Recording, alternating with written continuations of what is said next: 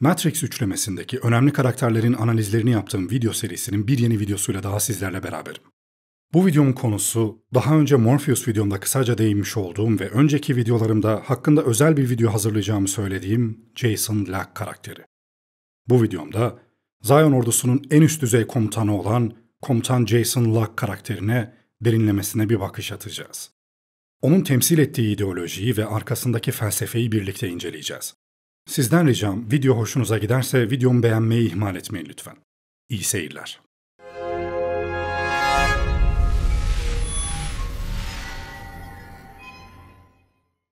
Videoma geçmeden önce hızlıca bu videomun sponsoru Vision Glow'dan bahsedeyim.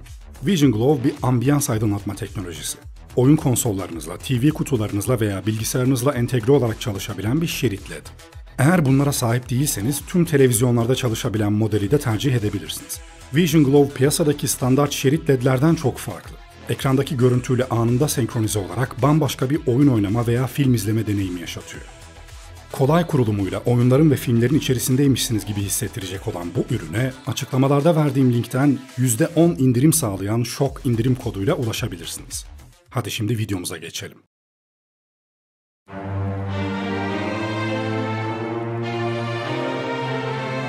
Komutan Locke karakteri ilk olarak Matrix Reloaded filminde karşımıza çıkıyor. Filmin IMDb sayfasına baktığımızda karakteri canlandıran Harry Lennix'i Top Cast listesinde görmüyoruz bile. Top Cast listeleri karakterlerin filmdeki öneminden ziyade oyuncuların popülerlik seviyesine göre sıralanır genellikle. Ana kadronun yani yıldız oyuncuların altında genellikle diğer popüler oyuncuları görürüz. Harry Lennix de aslında popüler bir oyuncu sayılmaz. Matrix serisindeki pek çok oyuncu aslında sadece bu seride ünlü olmuş oyunculardı biliyorsunuz. Onların çoğunu herhangi bir başka büyük filmde görmedik. Hele hele Matrix serisinden önce neredeyse kariyerlerinde hiçbir önemli film olmayan bir oyuncu kadrosuna sahipti Matrix serisi. Fakat serideki tüm karakterler rollerini o kadar büyük bir başarıyla oynadı ki zaten artık başka herhangi bir işte başarılı olmalarına gerek yoktu. Sanki bu oyuncuların çoğu Matrix'i meydana getirmek için var olmuş gibilerdi. Komutan Locke karakteri de benim için böyle bir karakter. Onun serideki oyunculuk performansı bana göre üst düzey bir performanstı. Kendisini canlandırdığı Komutan Locke karakteri öylesine gerçekçi ve başarılıydı ki diğer yönetmenler de sanırım bunu fark etmiş olacaklar ki daha sonra Harry Lennix'i başka filmlerde yine benzer rollerde gördük. Örneğin 2009 yapımı State of Prey filminde Dedektif Bell karakterini canlandırdı.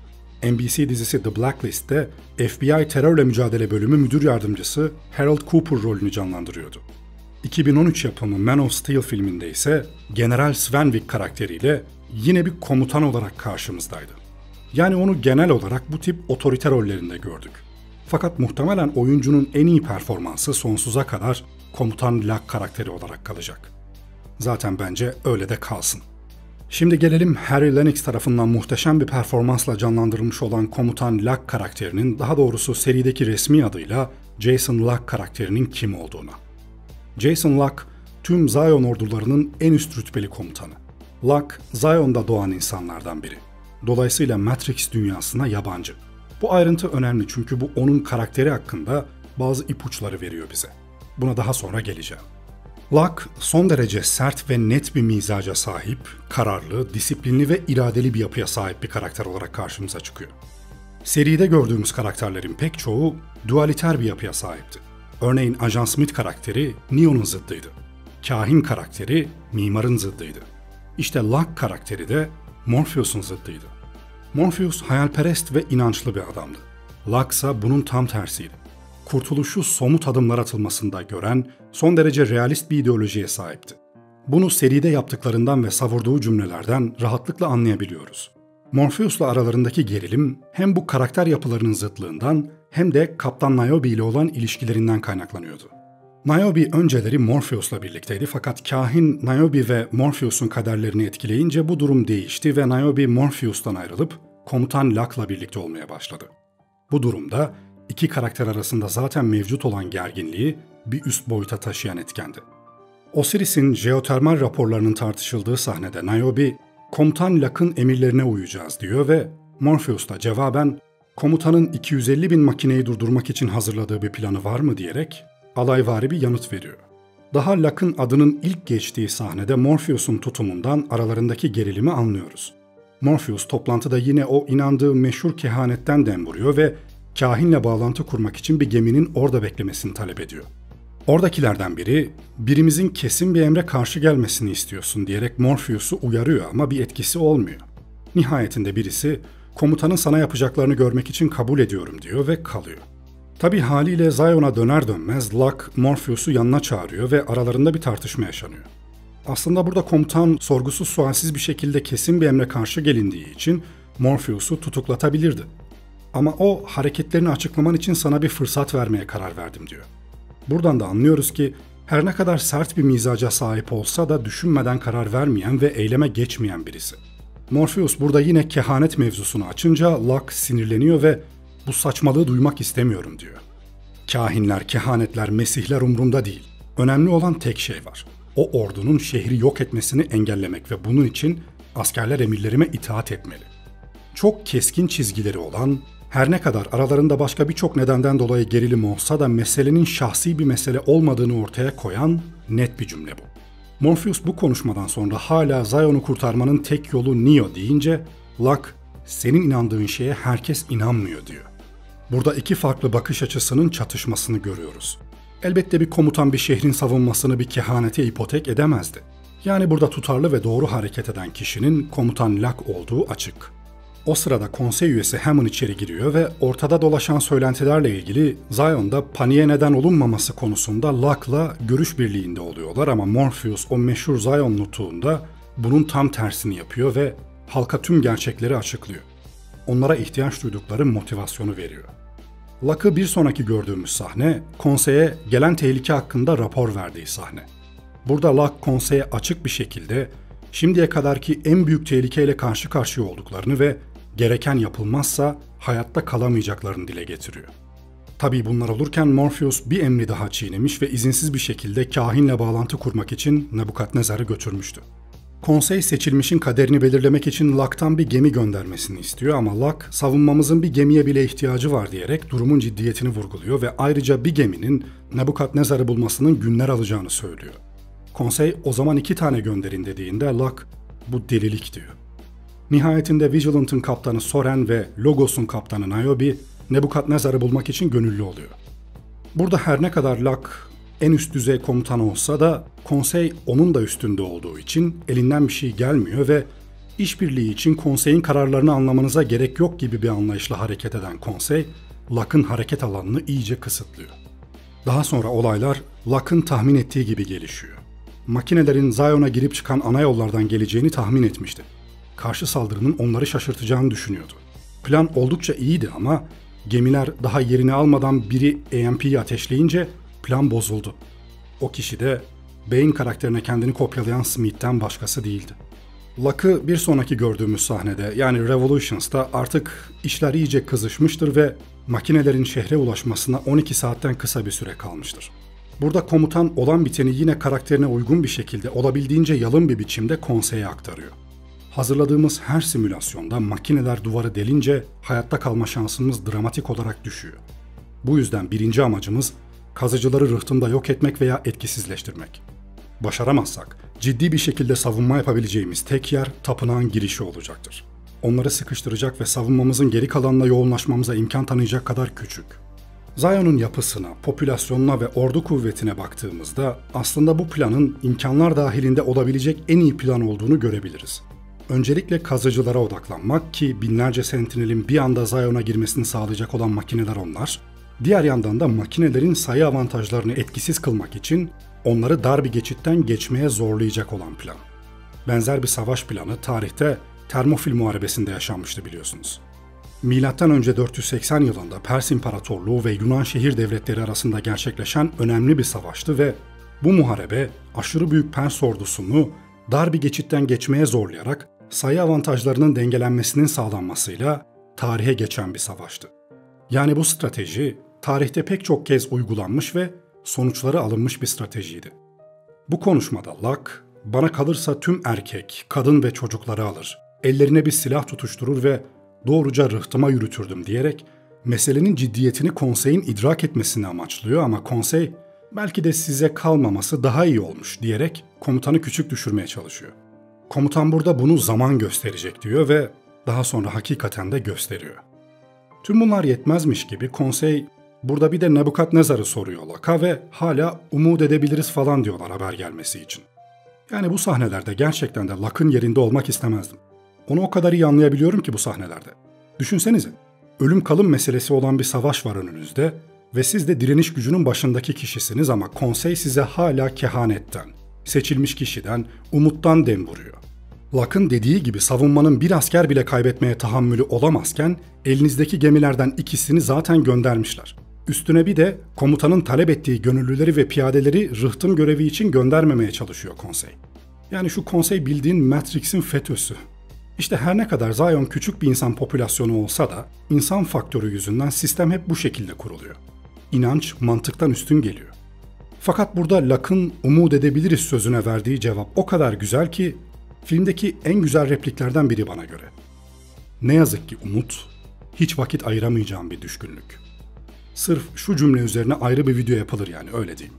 Çünkü hani serideki karakterlerin kim olduklarını ve nasıl düşündüklerini ortaya koyan bu tip cümleleri var ve Locke özelinde de bu cümle onun tam olarak karakterini ortaya koyan bir cümle. Ve bunu tam yerinde, tam zamanında ve çok estetik bir şekilde söylüyor. Bu cümleden yola çıkarak Locke'ın ideolojisine daha yakından bakalım şimdi. Serideki karakter isimlerinin hemen hemen hiçbirinin gelişigüzel olmadığını, bir ideolojiyi, bir figürü veya tarihi bir karakteri sembolize ettiğini biliyoruz. Komutan Jason Locke'ın ismi de 17. yüzyılın önemli düşünürlerinden John Locke'a atıfta bulunuyor. Locke'ın felsefesi, gerçekçi ve pragmatik bir yönetim anlayışını destekler. Locke, teorilerini pratikte uygulanabilir kılmak için geliştirmişti ve bu onun düşünce sisteminin temel bir parçasıydı. O, insanın eylemlerinin akla göre düzenlenmesi gerektiği düşüncesini ilk yayan düşünürlerden biriydi. John Locke'ın düşüncesinde insan zihni doğuştan boş bir levhadır. Deneyim ve tecrübelerle birlikte bu zihin zamanla dolar. Bu düşünceler, Komutan Locke'ın eylemlerine ve düşünce tarzına doğrudan bir ayna tutuyor. Şimdi gelelim tekrar Büyük Zion direnişine. Bu savaş tam olarak nasıl gerçekleşti ve Komutan Locke bu savaşı nasıl yönetti?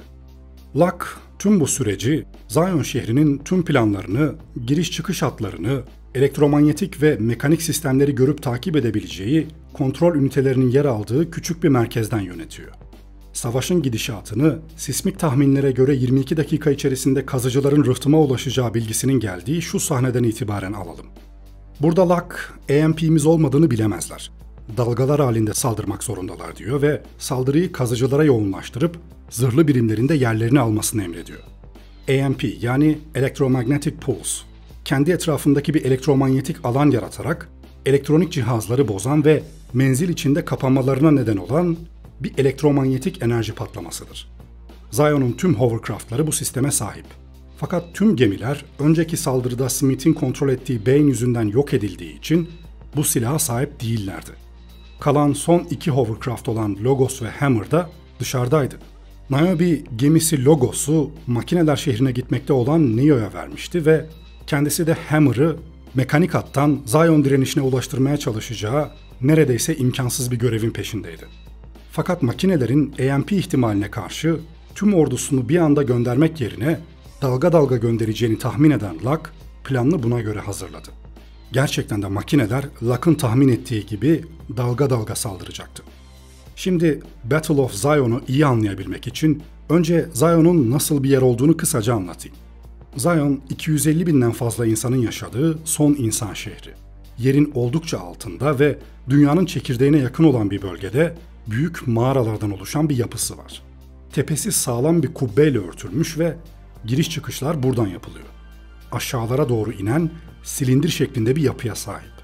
Kubbenin hemen altında merkez üssü ve askeri seviyeler yer alıyor. Burası The Dock yani rıhtım. Rıhtım, Zion'un hovercraftlarının şarj ve onarım için yanaştığı ağır silahlı ve güçlendirilmiş bir alan. Rıhtım, gemiler için tek bir girişe sahip ve saldırı durumunda silah kuleleri ve diğer silahlarla dolu uzun bir koridora açılıyor. Açık olduğunda en az bir APU nöbet tutuyor ve hovercraftlar alana girerken veya çıkarken savunma sistemleri durduruluyor. Aşağılara doğru inildikçe artık insanların yaşadıkları alanlar ve küçük yaşam bölmeleri yer alıyor. Bu alanlar uzunca bir alanda aşağıya doğru devam ediyor. En aşağıda ise teknik seviyeler var. Şehrin ayakta durmasını sağlayan tüm sistemler buradan yönetiliyor. Konsey üyesi Hammond'ın Neo ile sohbet ettiği ve bir sorun olmadığı sürece buraya kimse uğramaz dediği yer. Yine bu teknik seviyenin olduğu yerin hemen üstünde de bir tapınak var. Tapınağın olduğu bölümde bir konsey odası, bir konsey ofisi ve savaş durumunda kullanılacak olan bir sığınak var. Rıhtım, askeri gücün en yüksek seviyede olduğu yer. Çünkü dünyanın yüzeyinden Zion'a doğru kazan makineler ilk olarak buradan girecekler. Bir de APU'lar var. Armored Personnel Unit, yani zırhlı personel birimi. Savaş için tasarlanmış hidrolik mekanize bir birim. Zion savunmasının en önemli unsurlarından biri. Zion arşiv kayıtlarına göre Zion Savaşı'na kadar bu birimlerden 120 bin civarında üretilmiş ama geriye sadece 350 adet kalmış. Kaptan Mifuni'nin konuşma yaptığı sahnede ekranda 70-80 civarı APU görünüyor. Yani ekranda görünmeyen bir miktar daha olduğunu farz edelim, taş çatlasın 100 adet APU ile savaşa giriyorlar. Bu sayı aslında hiç fena değil ama Büyük Zion Savaşı'nda 250 bin sentinele karşı savaşmak zorunda kalacakları için bu sayı çok yetersiz bir sayı. O yüzden Luck'ın işi gerçekten çok zordu. İlk kazıcı makinenin rıhtıma girmesiyle savaş başlıyor. Kaptan Mifuni'nin önderliğindeki zırhlı birimler bu ilk dalgayı oldukça başarılı bir şekilde yok ediyorlar. Bunlar olurken bir yandan da gönüllüler ve piyadeler kazıcıları hedef alarak onların daha fazla derinlere kazmasını engellemeye çalışıyor. Zion savunmasının tüm ateş gücünü açılan deliğe yönlendirmiş olduğu şu sahnede makineler ikinci dalgayı gönderiyor ve bir anda rıhtımın içi binlerce sentinel doluyor. Doğrudan ana savunma merkezini hedef alıyorlar ve onu yok ediyorlar. Bu aşamadan itibaren aslında Zion savunması gücünün çok önemli bir kısmını kaybetmiş oluyor. Çünkü ateş gücü olarak sadece geriye APU'lar ve piyadeler kalıyor. Piyadeler nihayet kazıcılardan birini etkisiz hale getiriyor fakat açılan delikten 2 tanesi daha geliyor. Tüm bunlar yaşanırken sentineller tarafından fark edilmiş olan ve telsizi koparılmış olan Hammer da mekanik hattan rıhtıma ulaşmaya çalışıyor. O esnada Luck'a bir geminin yaklaşmakta olduğu rapor ediliyor fakat orası mekanik bir hat olduğundan kimsenin orada gemi kullanamayacağının düşünüldüğü için ve gemide telsizi olmadığından dolayı irtibat kuramadığı için Luck bunun bir hile olduğunu düşünüyor ve kapıyı açmıyor. Bu arada Niobe'nin mekanik hatta gemi kullandığı sahneler inanılmaz değil mi? Bana yetişmeye çalış. Deniyorum. Daha sonra geminin her ne kadar telsizi olmasa da yeterince yaklaştığı için holografi sistemi onun Hammer olduğunu doğruluyor ve durum Luck'a rapor ediliyor. Mevcut hızıyla 12 dakika içerisinde 3 numaralı kapıya ulaşacağının bilgisi veriliyor. Burada Luck zor bir karar vermek zorunda kalıyor. Gemi içeri girerse ve AMP'yi ateşlerse oradaki tüm sentinelleri anında yok edebilir. Fakat daha önce de söylediğim gibi AMP aynı zamanda menzilindeki tüm elektronik sistemleri de bozduğu için bu aynı zamanda Zion savunmasını da etkisiz hale getirecekleri anlamına geliyor. Luck içeride AMP kullanırsak rıhtımı kaybederiz diyor. Adamlarından biri de efendim rıhtımı zaten kaybettik diyor. Yani yanlış olduğunu bildiği halde buna izin vermek zorunda kalıyor Luck ve kapının açılmasını emrediyor. Fakat aldıkları ağır hasar yüzünden sistemlerinin çoğu çalışmıyor ve kapıyı açamıyorlar. Savaşın dramatik bir şekilde makinelerin lehine ilerlediği bu aşamalarda artık zırhlı birimlerden sadece 13 tanesi ayakta kalmıştır ve Luck 3. kapıya en yakın olan birimin kapıyı açmasını ister. 3. kapıya en yakın olan Mifuni Reis o sırada metal işemekle meşguldü. Mifuni mermi doldururken trajik bir ölümle yüzleşiyor ve artık 3. kapıyı açmak için ellerindeki son şansı da böylece kaybetmiş oluyorlar. Burada Mifuni ölmeden önce 3. kapıyı açması için daha önce hiç APU kullanmamış ve eğitim programını henüz tamamlamamış olan çocuğa kapıyı nasıl açması gerektiğini söylüyor ve çocuk da Mifuni'nin yerini alıyor. Burada Luck belki de savaşın kaderini belirleyecek olan kritik bir hamle yapıyor. Mifuni'nin telsizinin bozuk olduğunun bilgisinin verilmesine rağmen yine de anonsunu yapıyor ve Mifuni, duyuyor musun bilmiyorum ama duyuyorsan Hammer 2 dakikalık mesafede. O kapıyı açmak için 2 dakikan var kaptan diyor. Luck bu anonsu yaparken Link'in eşi o sırada yerde duran telsizlerden birinden bu anonsu duyuyor ve çocuğun başaramayacağı bir işi başarabilmesini sağlıyor. Nihayetinde 3 numaralı kapı açılıyor ve Hammer AMP'yi ateşleyerek oradaki tüm sentinellerin işini bitiriyor. Oradaki herkes sevinç çığlıkları atarken sadece Luck'ın duruma sevinmediğini görüyoruz. Çünkü Luck bunun geçici bir çözüm olduğunu biliyordu. O yüzden Hammer'ın mürettebatına konsey açıklamanızı bekliyor. Ben size katılamayacağım, bu bozgunu düzeltmeye çalışmalıyım diyor. Hammer'ın kaptanı Roland, "Bir şey mi kaçırdım? Az önce rıhtımı kurtardığımızı sanıyordum." deyince Locke, "Sizin sorununuz işte bu. 5 dakika ilerisini göremiyorsunuz. O EMP tüm savunma sistemlerimizi etkisizleştirdi. Makinelerin yerinde olsaydım, Zion'a tam şu anda saldırırdım. Rıhtımı kurtardınız kaptan. Onu gümüş tepside onlara sundunuz." diyerek tecrübeli bir askerin olaylara nasıl farklı bir pencereden bakabildiğini gözler önüne seriyor. Kısa bir süre sonra olaylar tam da Locke'ın tahmin ettiği gibi gelişiyor. Makineler en büyük güçlerini tam da bu en savunmasız oldukları anda rıhtıma yolluyor. Bu aşamada Locke son çare olarak bottleneck stratejisini uyguluyor ve şaftı mühürlüyor. Geçişi yavaşlatmak için kendi sistemlerini patlatmak yani. Bottleneck stratejisi genel olarak bir sürecin veya sistemin akışını yavaşlatan, sınırlayan veya durduran en zayıf noktayı ifade eder. Bu noktada yapılabilecek son şey biraz daha zaman kazanmaktı ve Locke da onu yaptı. Makineler imha edilen kazıcıları bile yeniden canlandırınca artık yapılacak pek de bir şey kalmıyor ve Locke o sırada konseye izah veren Morpheus ve diğerlerine katılıyor ve şu konuşmayı yapıyor. "Artık sadece an meselesi. Makineler şehrin duvarlarını delecek. Konseye tapınaktaki sivil olmayan personele katılmasını öneririm. 2 saatten az vaktimiz var. Adamlarım girişi son direnişi sağlayacak kadar topçu donanımıyla takviye etti. Bunun ötesinde yapabileceğim bir şey yok." Locke bu sert gerçekleri konsey üyelerinin her birinin gözlerinin içerisine bakarak net bir şekilde söylediği bu sahnelerde aslında şu anlatılmak isteniyor. Bu sahneye kadar konsey sürekli olarak Locke'ı baskılamış, aşağılamış ve kısıtlamıştı.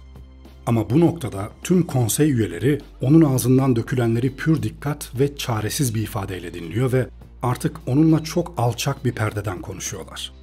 O zamana kadar Locke'a hep olmadık şekilde davranan şu konsey üyesi çok yumuşak bir ses tonuyla ona şunu soruyor.